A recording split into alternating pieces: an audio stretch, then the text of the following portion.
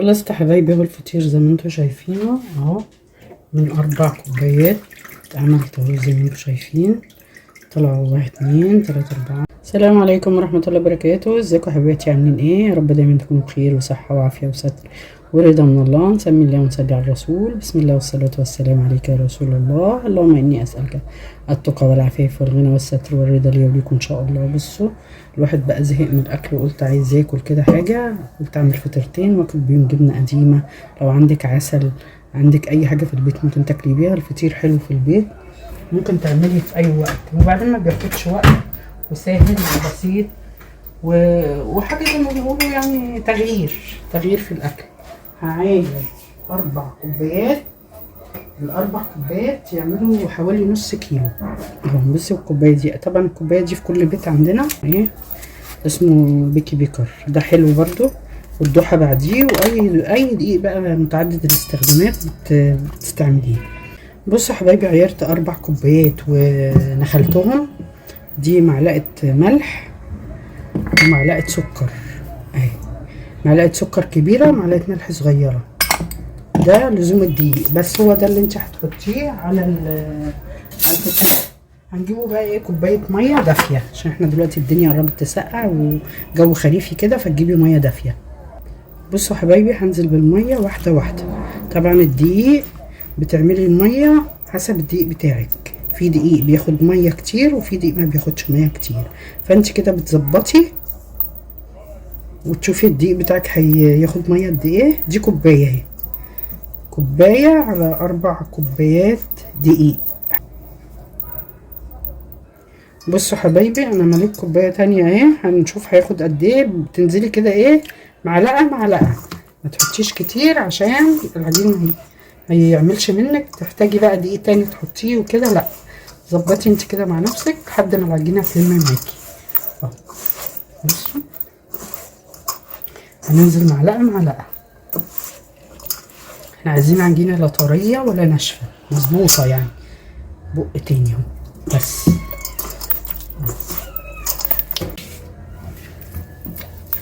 طبعا هقعد اعجنها بتاع 10 دقايق كده، ارجع اوريكم تاني ماشي، عشان متطولش عليكم الفيديو. بصوا يا حبايبي، عجنت العجينه اهي، هسيبها ترتاح اهي، طريه اهي، جميله. طبعا كل ما تريحي العجين كل ما تديكي نتيجه حلوه. هجيب الطبق، حطيت فيها وانا بعجنها حته سمنه، اي نوع سمنه عندك حطيه. ما عندكيش سمنه حطي زبده، ما عندكيش زبده حطي شويه زيت، مفيش مشكله اهو. بصوا، هغطيها واريحها. طبعا مفرش السيليكون ده ما اسعفنيش، معرفتش اعجن عليه ولخبط الدنيا. هغطيها كده ترتاح، وبعدين نرجع نقرصها ونشتغل. بصوا حبايبي، سبت العجين يستريح اهو زي ما انتم شايفين. هجيب صينيه وادهنها عشان هريح العجين برضو شويه اهو.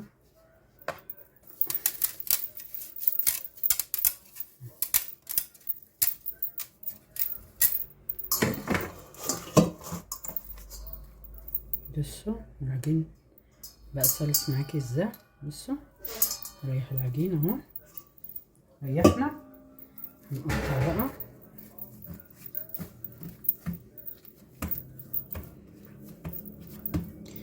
زي ما انتم شايفين كده. هنقطعه وبرضو نريحه شويه. كل ما تقطعي كل ما تريحي العجين كل ما يديكي نتيجة كويسة اهو.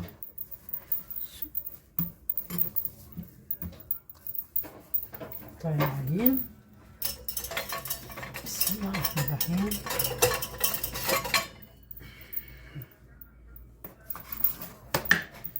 نصلي على الرسول كده، نقطع. بصوا حبايبي، هقطع العجين اهو.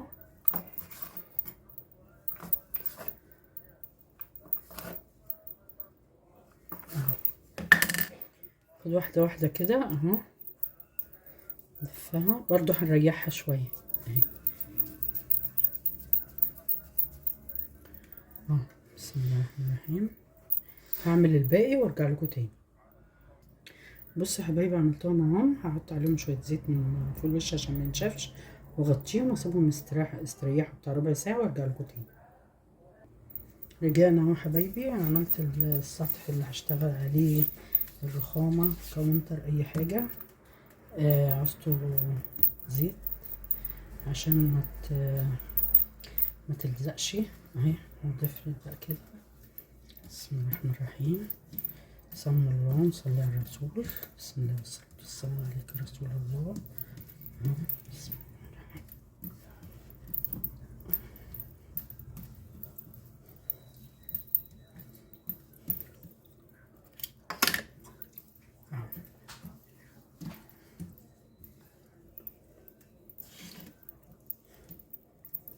لما تتقطع مش مشكلة، مش هيجرى لها حاجة يعني. بسم الله الرحمن الرحيم.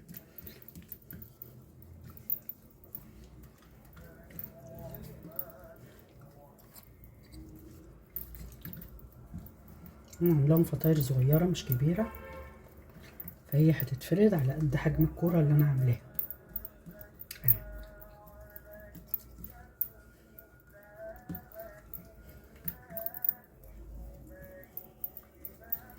افردي بقى انت على قد ما تقدري.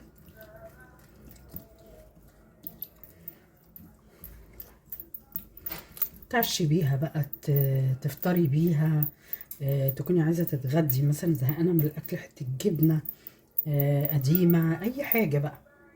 بصي دي زبدة وزيت، عندك سمنة وزيت، زبدة وزيت، التلاتة ممكن تخلطيهم على بعض اللي موجودة عندك في البيت. بتدهني اهو. اما تدهني الفطيرة تديكي نتيجة حلوة، تورق معاكي اهو.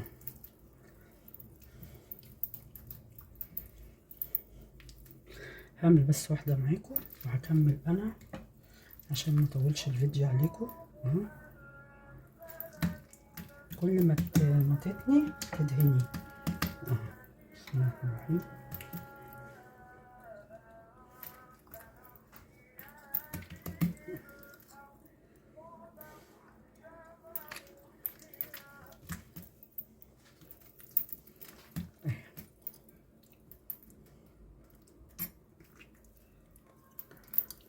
هنحطها كده على جنب اهي.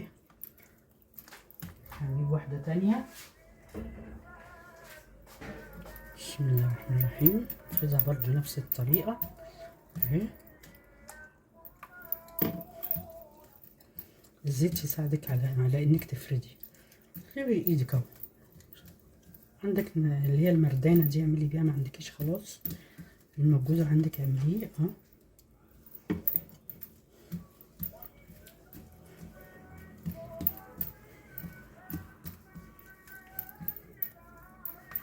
نفرد كده.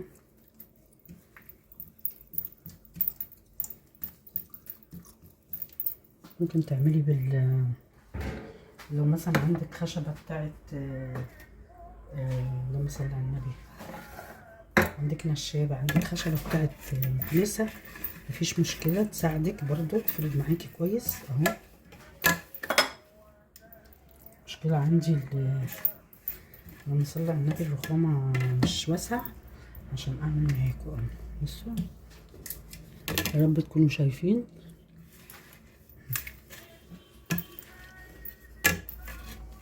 مش مالكة اعمل عشان الرخامة عندي يعني ضيقة زي كده على قد ما نقدر.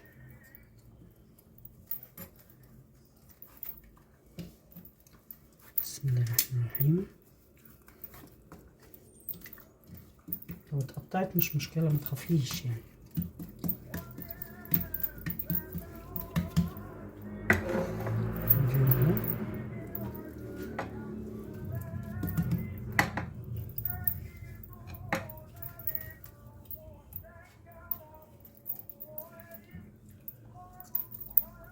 ادهن كويس. حط دي بقى اهي. بسم الله الرحمن الرحيم. ناخد الجنب ده كده اهو. ندهن، ناخد الجنب التاني وندهن برضو اهو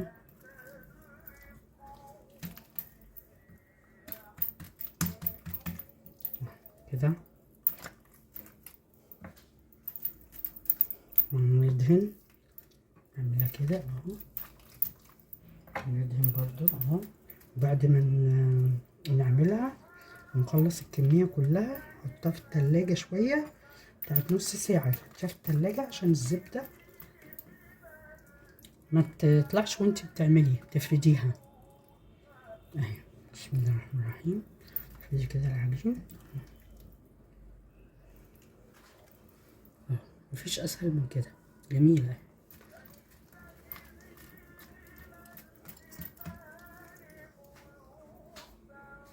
احطها واعمل غيرها.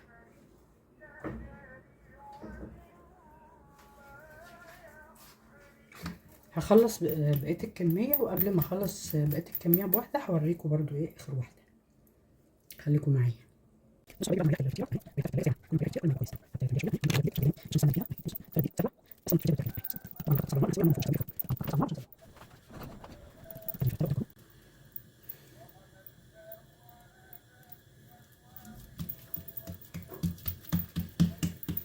هاخدها على النار بقى ونسويها ماشي. طبعا نحضر حاجة نحط فيها، اول ما تطلعيها تغطيها عشان ما تنشفش ماشي. يلا بينا يلا بينا. بصوا حبايبي، هجيب الفطيرة اهو احطها اهي. بسم الله الرحمن الرحيم. بسم الله. زي ما انتم شايفين اهو.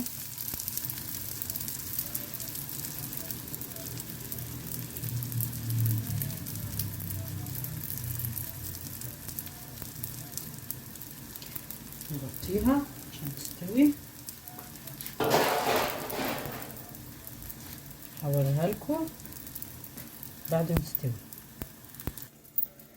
بصوا حبايبي اهو قلبتها اهو على البوتاجاز، هتديكي نتيجة برضو حلوة سريعة اهو. هغطيها وارجع لكم تاني لما تستوي. بصوا حبايبي استوت اهي وبقت زي الفل ازاي. ادي اول واحدة هسويها وهشيلها واحطها في الصينية. هسوي بقية الفطير وارجع لكم تاني. خلصت حبايبي بالفطير زي ما انتوا شايفينه اهو، من 4 كوبايات عملت اهو زي ما انتوا شايفين. طلعوا 1 2 3 4 5 6 7 8 9 10 11. في فطيرة في فطيرتين انا عاملاهم من جوه، يعني فطيرتين من جوه بعض، يعني فطيرة جوه فطيرة. مش عارفة انتوا فاهميني ولا ايه. بصوا عايزة اوريكم بس اهو مرة ازاي من جوه اهو، وعملناه على البوتاجاز اهو وزي الفل وطعمه حلو. مش هقدر ادوقه عشان انا صايمة اهو، بس هو حلو جدا. يا ريت كده جربي الطريقة سهلة وبسيطة، وهتعمليها على البوتاجاز من فوق، يعني مش هتتعبي لا فرن ولا غير فرن اهو. هتعمليها على البوتاجاز وهيديكي نتيجة هايلة هايلة هايلة. جربي الطريقة، ولو عجبتك ما تنسينيش في دعوة حلوة وشير ولايك وسبسكرايب. والسلام عليكم ورحمة الله وبركاته.